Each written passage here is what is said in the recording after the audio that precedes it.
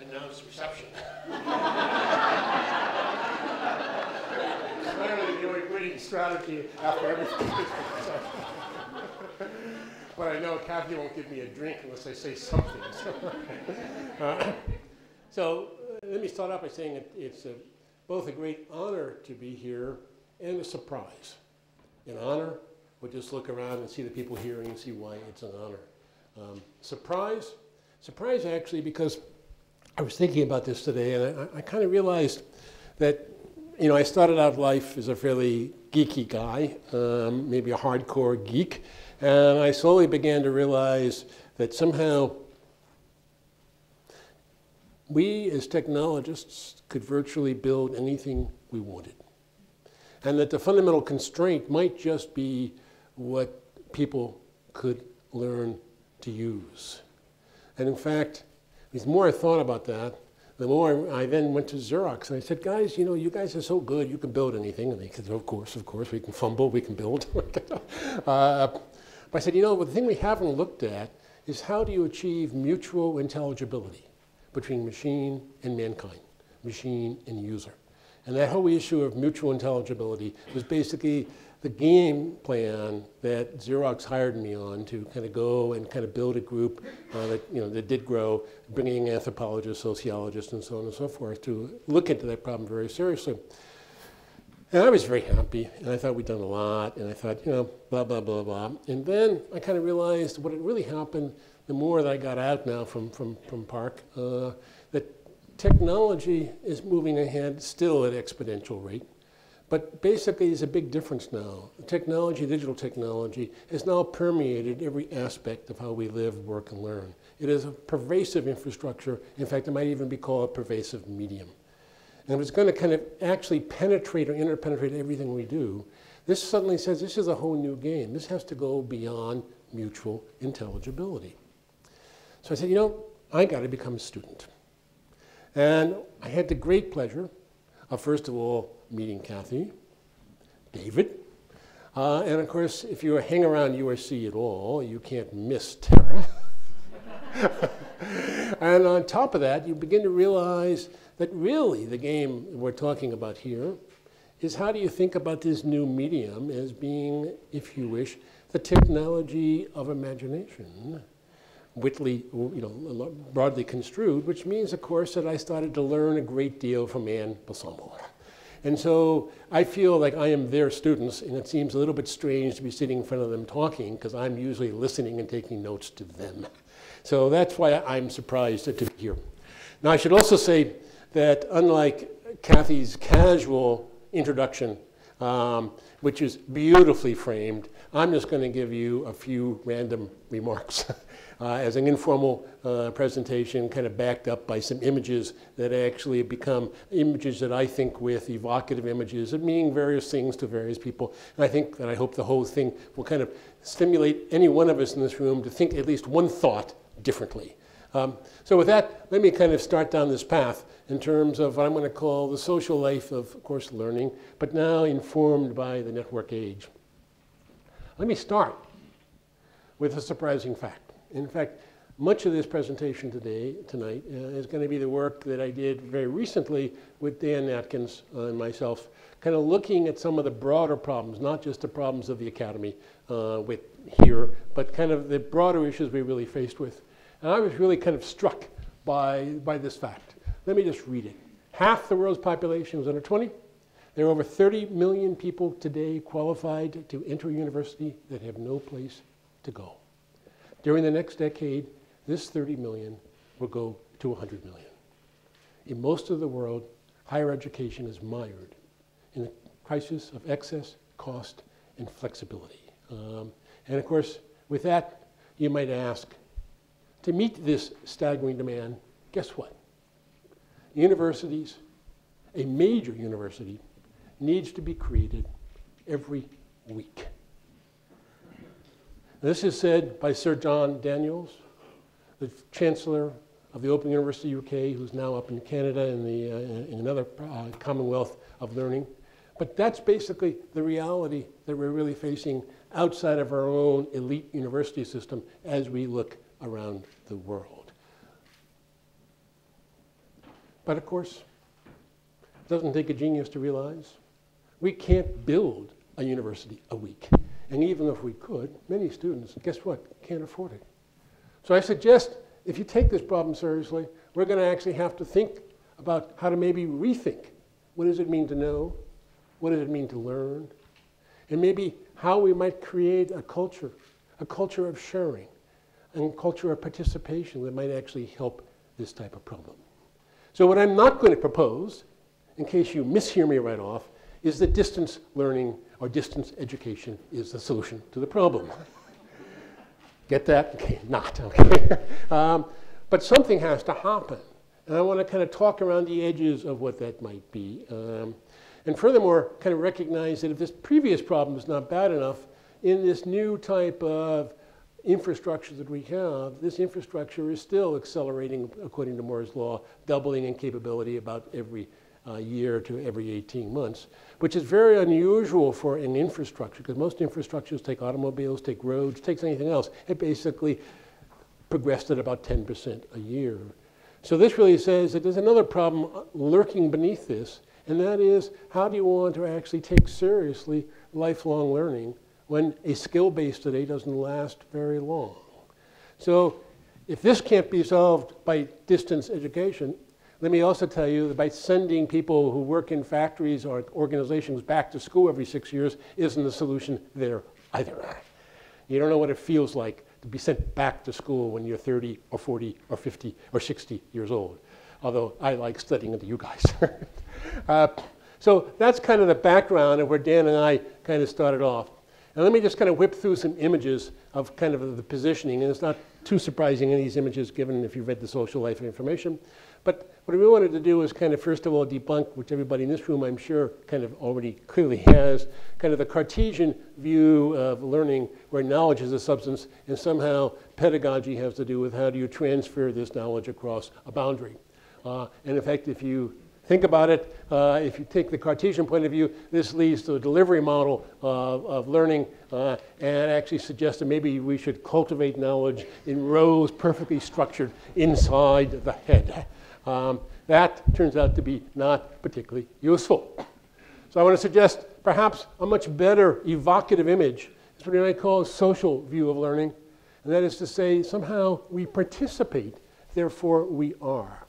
Now that actually turns out to be a fairly deep idea. It even has deep psychoanalytic roots if you look at object relation theory and so on and so forth. But the spirit is maybe we come into being in our ability to participate with others.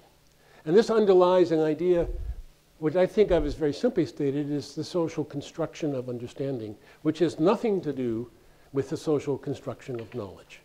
This just simply says that we often learn to understand something, or we come to understand something through conversation in one form or another. And this actually provides perhaps a more realistic model of learning, that we actually learn in and through our interactions with others in the world. So that's kind of like just a preamble. And this preamble actually is supported by perhaps one, and maybe the only really robust finding in all education theory, is the best indication of success in college, guess what, is do you know how to form study groups? If you know how to form a study group, you're in. You're going to make it no matter what else is going to happen. And this has been repeated time and time again in all kinds of conditions and so on and so forth. But the whole idea is kind of how do you actually think about the social construction of understanding kind of in a peer-based study group, not even without kind of a mentor or a coach or a teacher. What really happens is you start to construct your understandings together. And I can tell you endless stories about how powerful these things can be. In fact, I can show you how these study groups often outperform people in the best lectures at Stanford University. And I think, Tim, you know that study from Jim Gibbons. The surprising thing is that at Institute for Research on Learning, we were able to take these same ideas and show that they work virtually. Virtual study groups work. And that's kind of interesting. Virtual peer-based study groups work. That already starts to suggest maybe there's another way to look at this. By the way, study groups are ubiquitous. This is not around the campus. this is in a cafe, obviously, as I leave my home in San Francisco. And it just really struck me. These kids, not close to any university, this was down south of Market, were very clearly totally engaged in constructing something themselves. So take that diagram seriously, and let's just ask, how might learning be supported through participatory architectures? In particular, Kathy, you brought up Web 2.0. In what sense might Web 2.0 lead us to something that might laughingly be called Learning 2.0, that takes this notion of the study group to the extreme, if you wish? That's a possibility. Of course, as we said, this can go virtual. And think about the new types of social spaces. This was actually a book party by Cory Doctorow launching his book in Second Life. But it's a very interesting group here. And we can all either be snowed by Second Life or not understand Second Life. Let me just suggest you actually try spending some time in Second Life, because sitting shoulder to shoulder, your avatar shoulder to shoulder with another avatar, does bring about a very interesting social experience. And I won't bore you with 3 hours of what's going on there, but the real bottom line is we don't know.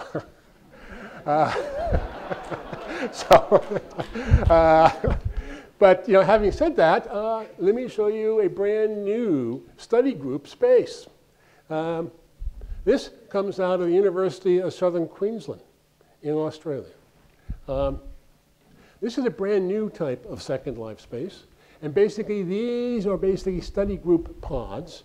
And basically, there's 6 pods here with 5 to 7 students kind of on one of these pods. Basically, if you get around this pod can lift up and float out to your own space to be able to converse in privacy. The professor leading kind of the discussions around this kind of set of study groups can basically port to any one of these things and actually talk to the whole group. You can basically IM the professor to come over and join. The professor can call back all the pods back to a central space and address them and all. And there's a whole set of fairly interesting portal ideas for how communication happens in this new type of both confined and also distributed collaborative space. Doug, have you seen this?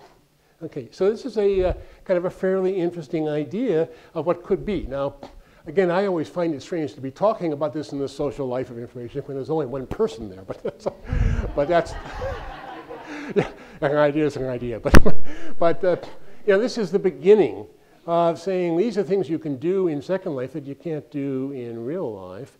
And what are the right types of protocols? What are the types of things that you really want to be able to do in terms of being able to port this out, bring it back? What kinds of communication portals do you want, and so on and so forth? But this just suggests that this is the beginning of a whole series of experiments that I think we're going to be finding happening in the next couple of years. But let's step back again. I want to claim that we have a game changer. I think it's very much the spirit of what you were talking about, Kathy. And that is a culture of sharing. Now, and that spirit of culture of sharing is beginning to spread to teaching institutions in the sense of open systems, open teaching materials, open learning ecologies, and a controversial or at least a complex idea we'll come back to, even the notion of the meta-university. So let me walk down this path for a few minutes. I want to kind of flash through this pretty fast because some of you know some of these examples. But I want to start by talking about what might be called the open education resource movement as one element of this perfect storm that's beginning to happen. And this started in some ways in, I think, 2001 by Chuck Vest at MIT, being asked, what is MIT's position in sharing our course material to the world at large? This may have been, I can't tell, in contradistinction to Harvard up the river, that was basically threatening legal action for students who put class notes on the web. And MIT, I think, I'm obviously making this up, I was not there, wanted to put a stake in the ground. And Chuck said, let's define what MIT's position is. Our position is to provide free access to the primary materials for virtually all of our courses for students, faculty, and other learners anywhere in the world at any time. This, in 2001, was a bold move. In order to get the faculty to buy into this, there are certainly interesting compromises were made having to do with these course materials to be put on PDFs that can't be modified very easily, and a whole bunch of things that we look back now and say, well, why did you do it that way? I think the actual answer is by putting these constraints on the material, it turned out to be a nice way to get the faculty to buy into it. And this is just some of the things that are now put up in the OpenCourseWare site. Perhaps the most surprising thing is relatively new is they're now putting video lectures up on this site as well. But basically, it's just incredible amounts of material being put up there. Now, of course, material does not make an education. And so they didn't feel any threat because after all, the MIT experience has something to do with the experience at MIT, not by using course material. And Chuck deeply understood that. We're going to come back to that in a moment. But the thing that hit me is when you do something like this, it's often the unintended consequences are more interesting than the intended consequences. Let me tell you some of the unintended consequences. Lo and behold, students from around the world starting to apply to MIT in much more numerous ways because they could actually look at what the courses were. And could get some sense of, wow, I'm going to find that out if I go to MIT. So it actually created a kind of a benchmark and put a stake in the ground for students internationally to now suddenly take MIT even more seriously than it already did, although obviously it has not a bad brand amongst engineers. The second thing that happened is when they put virtually all the courses up, about 80% of the courses now up, lo and behold, what happened is if you happen to take this particular sequence in electrical engineering, you have this prerequisite fees to this course is a prerequisite for this course is a prerequisite for this course. Okay? And it's all there beautifully laid out for you. But guess what happens? The faculty in this course never talk to this course, and the faculty in this course never talk to this course, and so on and so forth. Okay? You never bothered to look at what this was really a prerequisite for, how it was being used, did the class change, and so on and so forth. All of a sudden, the faculty start looking at what the courses that their students go into do. And so without any kind of forcing function, basically the faculty started paying attention to what people that they were prerequisite, the faculty for the courses that they were prerequisite for were doing. And suddenly you got kind of an implicit type of organization and almost optimization going on, where it was kind of an aha phenomenon. Wow, I didn't know you were doing it that way. I ought to teach this differently now, and so on and so forth. You started to get kind of a systemic optimization, which Chuck or nobody else could ever have dictated. It just was an interesting emergent property from this kind of a system. There are a lot of other things you can read there, but I mean, those are the things that really hit me about this. And of course, this has caught on more, and now there's an open source consortium with more than 100 universities partaking in this, many of them actually in China. Surprisingly few, which we don't quite understand, even having just come back from India myself, why India has been so slow to pick up on this. But it's very interesting that MIT's position of saying, let's open this up for the world at large, at the same time that we're worried about national competitiveness. Kind of, what's the kind of thinking that went on there? And it turns out to be some interesting thinking that goes on there. Let's go one step further. I just showed you OpenCourseWare Consortium, but there's a lot of other stuff going on right now. CMU is putting their courses up, but they're also building intelligent tutors that go along with their courses. Utah State University is saying, we specialize in, for example, clean water processing. So we will put those courses up.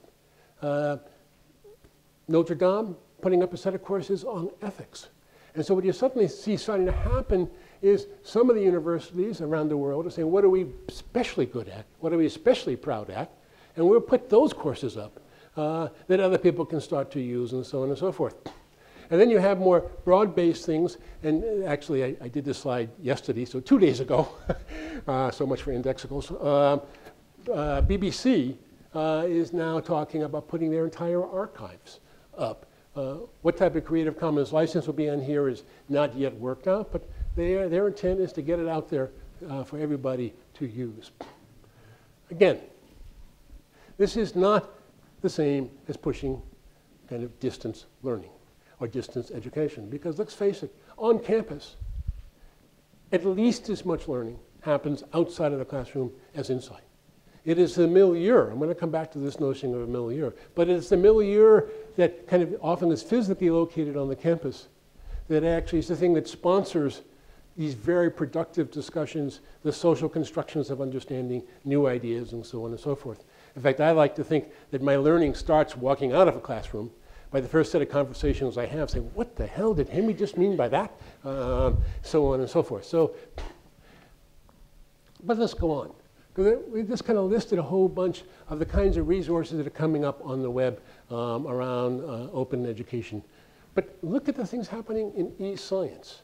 In this country, we call this cyber infrastructure science or cyber science or whatever. E-science fits on the slide better. Actually, it's a better term too, I got to tell.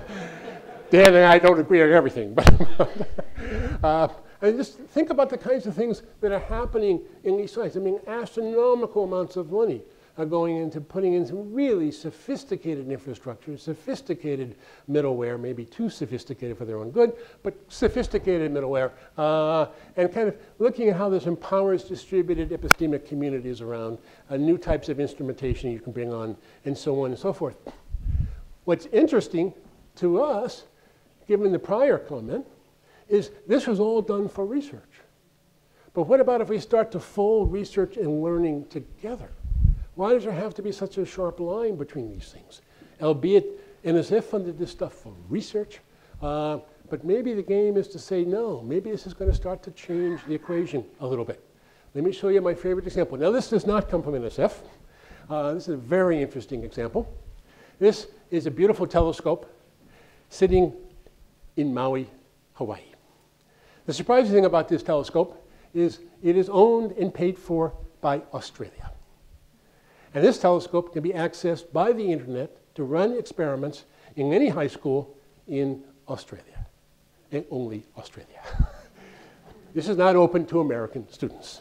But it's not hard to build another one of these, or maybe even be able to negotiate. Why isn't this being open to all the students in the world? But here is kind of an amazing device. And as you'll see, I'm kind of a closet astronomer. I started out that way early in life. You know, as a kid getting access to this, that's a wow-wow. I mean, that's a non-technical term, but and so, you know, this is just one example. Another example. Now, you're going to tomorrow go over and see the dive system, I think, here. This is a cave, but this cave is a very interesting cave. The database that is driving this image comes from a diffusion tensor MRI, which requires a lot of computing and a big database to drive this three-dimensional experience, where you walk in this thing and you are literally starting to walk into the tracks, the neural tracks of the brain. The reason I threw this up is that Tim knows, and a couple of us here know, that 5 years ago, this required a couple of silicon graphics machines at $2 or $3 million to run, and so on and so forth. This system here, I don't know what it is like in your engineering school, but this is driven by 6 NVIDIA game boards. Okay? And of course, they put some PCs behind it in order to connect to the net, bring the database in. But this is now doable for $2,000 or $3,000. These boards are $400, and those boards are going down in price. Now think of what it is like to be able to get an immersive experience in a very complex system like this for any student, pulling huge databases off the web, but being able to take a walk in the brain. Now, this may sound funny. I was down recently in San Diego, and I got myself actually tangled into a goddamn protein in this cave. That is an experience I would never forget. And I've given up now trying to compute protein folding. I now realize why that is so hard. Now, let me go even faster through this, because you guys better know more about this than I do, in the Humanities game. But one of my favorite examples, it started out with the Cameron Webb at Brown, now made the virtual humanities library up there, but looking at how do you become a specialist in one thing, the Cameron novel, bring in scholars all over the world just to contribute to this one unique specialty, bring students in interesting ways, and so on and so forth. So this became an interesting new way for students to engage in the practices of scholarship very early on. And kind of one of, again, the unintended consequences that I discovered talking to the guys that do this is that, as you know, in the humanities, you know, a small paper is an 80-page monograph. So you don't actually write things like we do in science, where you can write off a 2 or 3 page. I mean, getting 100 papers that are each 100 pages long is a lot different than the papers we write. But here, basically, the new genres being invented all the time, and these are actually places for short mini papers that then get through some of the same type of peer review system, but open peer review by people debating about whether or not that paper should stay up on the net and so on and so forth. That's just one example. I'm sure you know the work at the University of Virginia in terms of the Valley of the Shadows. Look at the kind of resource way that they allow material that students can now start to dive into these things, or any of us, and start to explore this kind of material. Another one in terms of digital archaeology, archives, again around the issue of comparative slavery. And maybe one more example, the one that I have found most interesting. Oh, God, did I let that slide get in? This is Tara's and Steve Anderson's new type, fundamentally new type of journal, electronic journal, but it's much more than just an electronic journal. This is really saying, can we construct a fundamentally new type of multimedia media to actually help us capture kind of the thinking, the scholarship, and maybe even invoke new forms of scholarship in this particular world of multimedia type scholarship. And this actually has some very interesting uses of metadata in terms of how you have various articles, how they cross each other, where are the cross points, how does that suggest things that could be an intersection here, and so on and so forth. My kind of simple way of understanding this, and don't scream too much, Tara, is I think of this as a very complex multidimensional montage, where basically things clash with each other. And through the dialectic clash, new ideas come into being. And so it actually suggests brand new reading practices. And I think what we're really talking about here is how do we start to invent not just new ways to render, but things that require new practices to be able to read. And that, I think, is going to be part of the kind of innovation process that you guys are going to have to figure out as we go forward. These are just, how do you like that? These are some of the issues that have been put out now. And finally, let's just think of, we got all this stuff going, how might we kind of bring this together with kind of a Web 2.0 kind of mentality? Kind of a simple observation. It doesn't get made very much, but everyone in this room knows about open source. But what you don't think about is take the Linux community. The Linux community is a serious community with a constitution in terms of this is what it takes to kind of organize this particular community. And some of the things that you have to do, although most of this is true in all the open source communities, is you have to be able to write code that can be read, which is not the way Henry and I first learned. I don't know about Henry, you, but I mean, man, if I could write code that Butler couldn't read, I was a hero, as long as it worked, of course. So, that was our way to be macho. If that's your sense of machoism, forget open source. Yeah, you won't make it at all. Because you got to write code that other people can read, open up, learn from, build on, improve, and so on and so forth, blah, blah, blah. And of course, in this kind of space, that whole sense of being able to have social capital matter, because I can, from the periphery, I can start to kind of look at your kind of simple code and improve on it, maybe add to it, and so on and so forth. But the whole system is open, the code is open, and in fact, the discussion groups are, of course, open, and the whole system is open. So if you're really worried about performance, and you don't know why this thing doesn't work very well, you can actually open up the operating system and understand some of the things that were done, blah, blah, blah. But why do I bring it up? I bring it up because I'm going to argue that thousands, if not tens of thousands of kids today learn a lot about the practices of programming, not in college, but by joining a particular open source community. And that sense of joining means that you have to understand the sensibilities of that community. You have to know what does it mean to kind of enjoying their way of seeing the world and so on and so forth. And so you pick up the practices of that community, and you're doing it in a distributed, remote way. So you have something you might think of as kind of a cognitive form of apprenticeship that has everything to do with how do you still enculturate. Instead of enculturating into a physical community of practice, you enculturate into a virtual community of practice. So think of this as a kind of whole new type of learning platform. It's a participatory learning platform. My favorite example, and I won't go deeply into this, but this is a wonderful example. Sorry. This is a Dobsonian telescope. This is, I guess it was a 12-inch, but this is a 10-inch Dobsonian telescope. This is very expensive.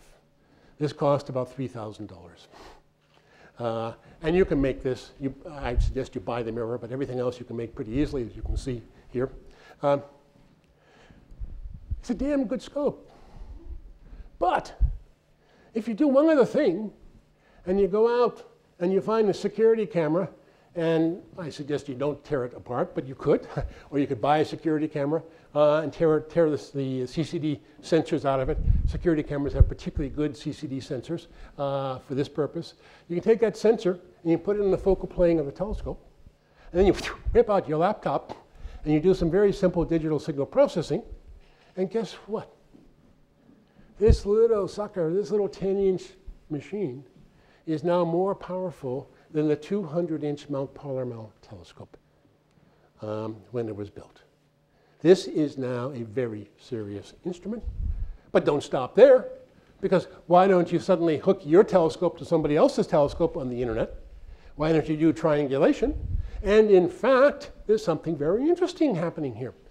Because basically there's a lot of phenomena in astronomy that happens to be, are you the first to see it in terms of like a supernova? It's very important to be the first to see a supernova, because a lot of the critical issues is when did that supernova actually happen? I'll come back to that in a second.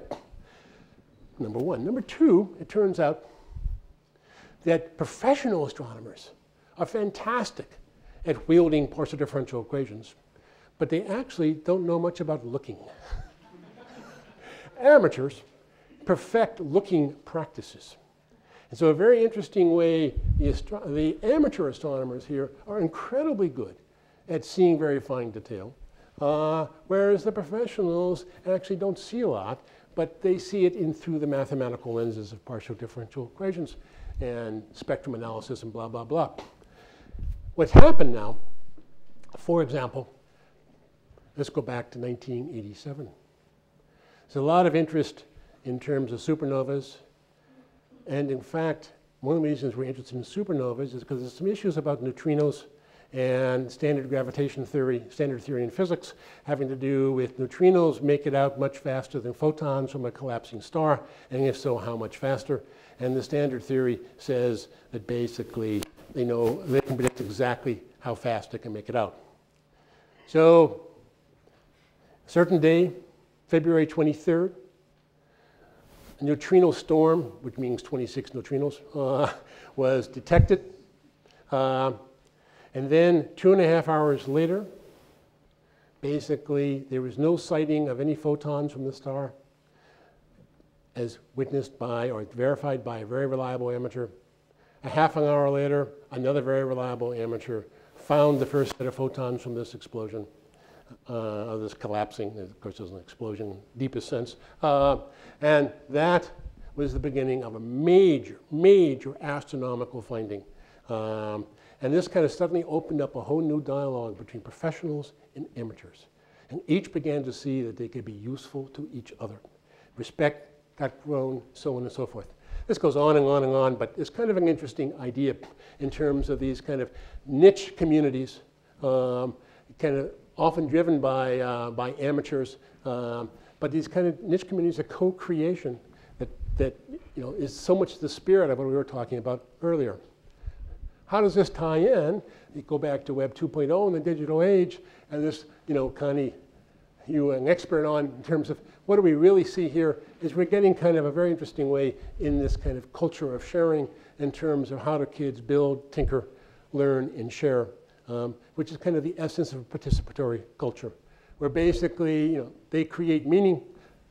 A kid would say this, by what I produce, others build on in terms of this is the obvious spirit of remix and so on and so forth.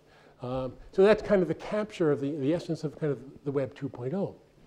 So let's now ask the question, what might it mean if we take all these different types of resources and these types of activities?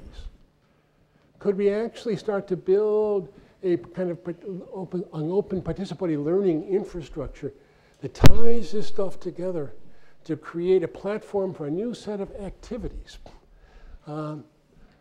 Could be interesting, but if you come out of the cyber infrastructure world, you're kind of scared by this, because it says, John, this sounds kind of heavy, kind of techy. You guys spent a fortune on e-science. This stuff ought to be lightweight. You got to figure out new ways to do this. Well, that has to do with the fact that we don't understand infrastructure. And so in some sense, here are the key properties of an infrastructure. Infrastructure is a fundamentally social technical system. Infrastructures are fostered, not built. They kind of result by figuring out how to make things interoperate.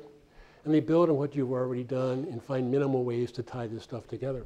So if you can actually maintain that kind of spirit, then you have a fighting chance to open up a whole new set of dialogues, not just within the EU Humanities. And by the way, the EU Humanities is not very good at tying those sources together. It's kind of a bunch of micro silos struggling to live. But if you tie that stuff together with some of these other things and now build kind of these new types of activities around it, what might be possible? Well, one thing that might be possible is how might you start to use this kind of a notion to create a new kind of ecosystems. Ecosystems that deeply intertwine researching and learning together in terms of these new types of interpenetration of activities, of research and learning, all part and parcel, which is, of course, the way that every kid actually wants to learn today. So what are the properties of these ecosystems? Well, let me quickly go through three, and then we're almost done. Then we can go out to that reception I promised you. So, the first, I already said, is how do you kind of achieve an active blending? And active blending is beyond just tapping resources. It's easy to tap resources, but how do you get the active blending? Where you think about researching or researching and learning meld together. Kind of a new kind of distributed learning knowledge ecosystem, somewhat like you see in the massive multiplayer games, somewhat you like see in the open source coding games, et cetera, but kind of think about the social lives around some of these niche ecosystems in terms of how do they actually might work. So that's one thing. Another thing is if you look at kind of a classical notion of knowledge is always having an explicit dimension and a tacit dimension, we tend in education to basically get kids to learn a great deal about something. And then eventually you start to learn to be something. So it's learning about, which is what the classrooms are about very often, and then eventually you learn to be. I mean, it's very strange for me being trained as a research mathematician, which I actually spent the first 2 years at Michigan also doing. It wasn't until the second year as a graduate student that I began to have any idea what it meant to be a research mathematician. And I never kind of got to experience what that was really about. What about if we inverted this whole system? Suppose all the activities you think about in terms of these new types of ecosystems, you start to tend much more to thinking about learning to be around some passion base that you might have, astronomy being one simple example, motorcycles being another. Now I won't go down that path. And then what happens is when you want to build something, you want to do something, and you get stuck. When you get stuck is the perfect time to start to learn about something. So when you get stuck, then you go back to what Dewey talked about in his brilliant way in terms of productive inquiry. So basically, you get passion-based, stuck, engage in productive inquiry, and at that time, you start to explore more of the content. So it's kind of like reversing the flow, where you still have a spiral here, but the essence is taking the bottom up rather than the kind of the top-down approach. And the kind of the third part of this, which is relatively complicated, And that's the sense that Doug and I have been working on, coming from massive multiplayer game and guild worlds. In the kind of networked world, what about if you think about like the open source was a kind of a networks of practice? It's a little bit different than a community of practice because these things are larger, they're mediated by technical infrastructure. You're not face to face like you are in a community of practice, but you still have kind of collective practice. You have a shared practice here to ground certain things out. And now also think about how you take the kind of the softer notions of community in terms of kind of common values and so on and so forth, which also used to emerge in a physically shared community of practice, but in these types of worlds don't necessarily go hand in hand. And if you actually then looked at some notion of collective action that is performed in these networks of practice driven by communities of interest, then you may actually start to see something that begins to emerge, which says, aha, I have a community or I have an imagined network. It goes back into your notions of technologies of imagination. If suddenly it is the imagination that brings us together. And it is grounded in practice, is unified by certain common values, but suddenly it is really brought together by this emergent sense of a networked imagination. Kind of like Benedict talked about, in terms of a community of imagination, but this is a networked imagination. And somehow the ensemble of these things start to suggest something brand new, something like networks of imagination, where this kind of thing up here starts to then feed back, and you start to get some interesting virtuous circles going that really drive this imagination more and more. And so suddenly these networks of imagination start to bring unification across groups that actually don't necessarily see each other shoulder to shoulder in the physical type worlds. We can argue about this, or we can illustrate this very beautifully in the massively multiplayer game world, but we begin to see this kind of thing happening in the kinds of issues that we're now talking about in terms of a new kind of intellectual milieu that comes from this participatory learning, open learning structure we talked about, that maybe is made to come really alive through that notion. Trying to turn on my laser. Okay, now if that's the case, now I just ask, and this is the most controversial thing, if you have these kind of networks of imagination, may something else be on the stage of happening? I want to talk about the 200-year now. Now, if you go to Google, you can't find anything that says 200-year now, but I think we were drinking, I forget who the other guy was at the time. I don't think it was you, Doug, but the 200-year now comes from the long now. The long now is the 10,000-year now, that this clock that moves, ticks ahead, every century, and at every millennium, a cuckoo comes out and says, and so on and so forth. Very interesting set of ideas. But they picked 10,000 years because that's basically kind of the period of which we've had technological progress. I have to put in quotes progress because I'm talking to humanists, but you know what I mean. And so in some sense, the 200-year is kind of this moment in that 10,000-year spectrum, okay? And it suggests that as we think about the next 200 years, we may be on an interesting cusp, which is very much the spirit of HASTAC. Maybe something new is going to come that starts to kind of take these networks of imagination, tying things together in terms of new types of knowledge ecosystems. And these may suddenly provide a whole new milieu of learning, a whole new milieu that interpenetrates everything, that is not contradictory to universities, but it transcends universities. And it may actually attack the fundamental problem of the 100 million people that we don't know how to educate, and so on and so forth. It's one of the reasons why we wanted to start with learning to be in very concrete networks of practice and build up from there. So that's a possibility. Chuck Vest is the one talking most about this. I put a spin on what he's saying. He puts a spin on what I'm saying. Neither of us know what we're really saying. But there's something here. And we're struggling to try to kind of get at the essence of it. But if you don't buy any of this, let me kind of suggest, as kind of an ending slide, that what we really have here is something interesting. And that is, if you go back to the whole notion of how might you take seriously lifelong learning in a rapidly changing world, as we obviously have, could you take this kind of an infrastructure we're talking about and think about when recreation becomes the act of recreation, remix, and productive inquiry. And the curious thing is we're already experiencing today's net-gen kids doing more and more of recreation having to do with recreation.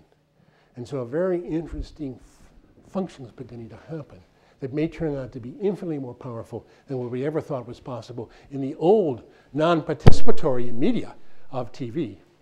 But now we're bringing activity and a form of recreation where recreation becomes recreation. And if that happens, I think we're very close to being able to have emerge a culture of learning, a culture that actually thrives on participatory lifelong learning.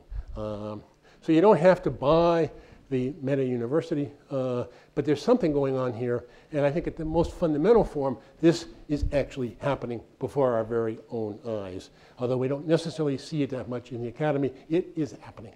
That part I'm sure about. So let me suggest thank you to the folks that I work mostly with, and on this particular theme, on the more of the kind of interesting ideas in media and learning. Of course, Connie and I do a lot of fun things together. And if you want to kind of read more about what this is about, this is on the website, and this is a report that we wrote for Hewlett Foundation that takes one aim at this. We're also working on the National Science Foundation to have them take another aim on this, and we're trying to kind of triangulate on what may be possible here.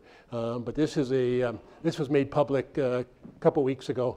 They're slow at printing, but that is on the web, and you can go see this. So this talk is probably 30 or 40% covered in this report, but we're trying to put a much bigger spin on it that would bring all kinds of things together. This may eventually start to impact a little bit of how the National Science Foundation expands their notion of infrastructure. Is Diana Roughton here? Did she make it? Okay, because she's with Dan Atkins, who does a lot of this thinking with us as well.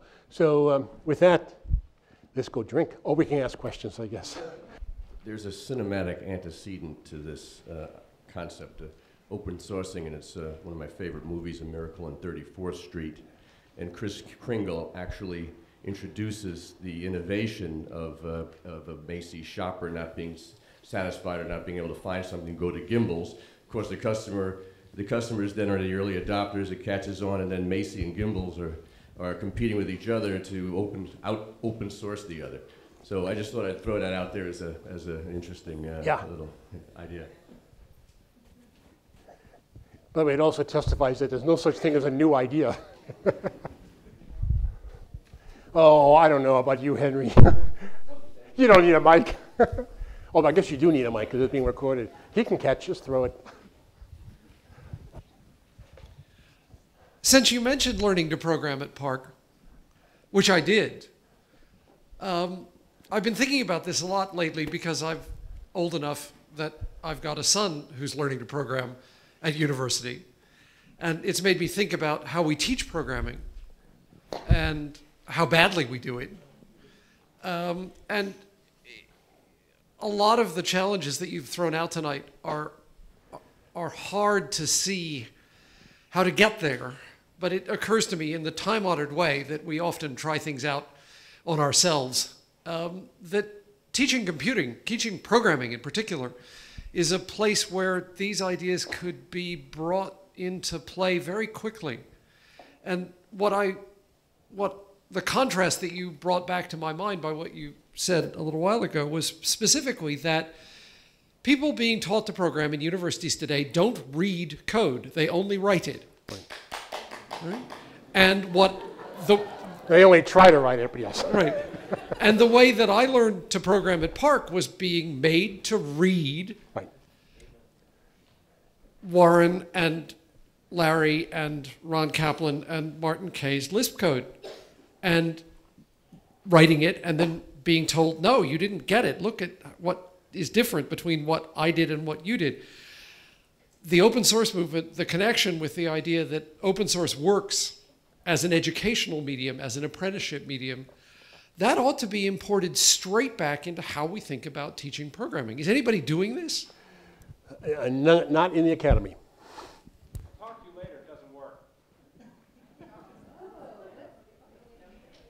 What do you mean it doesn't work? Get this guy up here.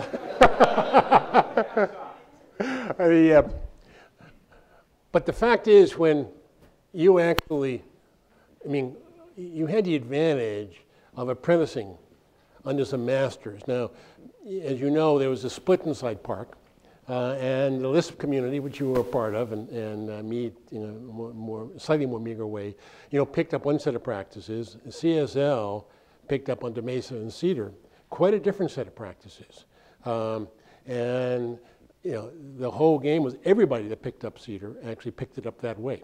I mean, we had no courses because the language didn't exist. I mean, built it, right? And so that whole sense of taking very seriously the studying carefully of somebody else's code and then being critiqued. Now, it's the critiquing part that often doesn't happen in a lot of the open source communities that I see. But it happens in a more delayed fashion. You don't make it deeper into the community. So you don't become a more central member. But we can, so stick around. I'd love to learn more.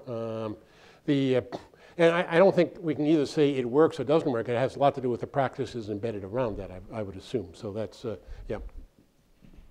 Yeah. Well, thanks so much, JSB, for your very inspiring vision. And having never looked at any detailed educational theory, I don't want to question or get into any details. I completely buy your big vision, but I do have questions about little things from which you start, like learning groups, right? No, I'm worried when this guy says that, but go ahead. What? Nothing, go ahead. Okay.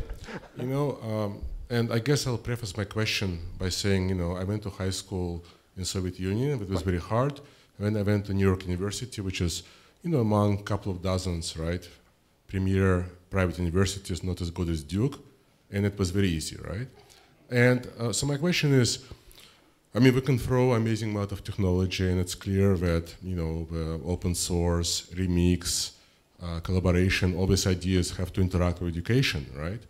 On the other hand, what happened to good old hard learning?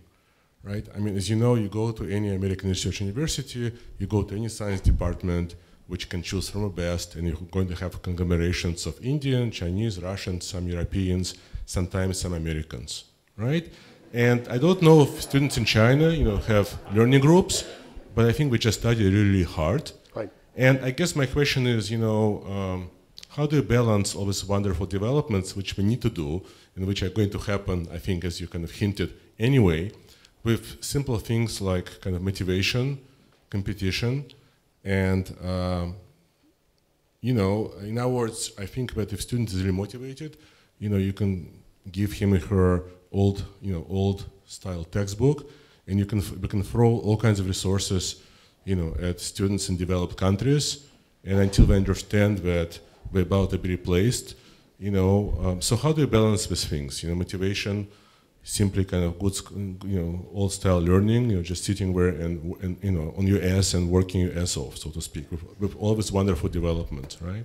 So, let me be very clear to begin with. I'm not proposing we throw away universities, okay? Et cetera, et cetera. This is kind of in augmented form. I'm sorry, Pat, but logic must live on. Sorry. I'm very struck by the country that does the best in terms of what we call STEM testing, science, technology, math, blah, blah, and it's Singapore, okay? And they canonicalize what you just said. Hard, man. Don't go drinking. Actually, Well, I won't go down that path. But it's amazing how hard those kids work and what they don't do. The new mantra, I kid you not, in Singapore, is teach less, learn more. They have now recognized that that sense of what they were doing in terms of pouring in very streamlined ways, knowledge in the kid's head, they're now backing off dramatically from that. And they're really looking at much more full inquiry method teaching, media-based teaching as well. And it's just, for a country like that, to actually have up on big signs, teach less, learn more, man. I mean, I've been going to Singapore for a little over 20 years. I practically dropped my suitcase when I saw that coming off. I mean, so there's something happening. Now, if you go into India, look at the experiments called Hole in the Wall. It's the exact opposite of the IITs, which actually are looking at how, by just putting some of this stuff in the villages, these kids are actually teaching themselves kind of amazing things where there are no schools, okay? And the subtext of this, I don't know, Ann, if you know this story, they've now done a social network of how knowledge spreads in the community. And interestingly, it is the girls that become the hubs that actually disseminate the knowledge across the community. It's very interesting. Kind of the social network theory is pretty naive, but it's a very interesting beginning. So I think we're seeing, even at the places that have really focused on hardcore work, that those countries are now recognizing that they're in trouble.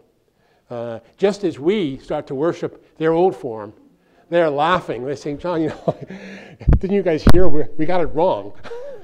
So it's a very ironic situation. Yeah.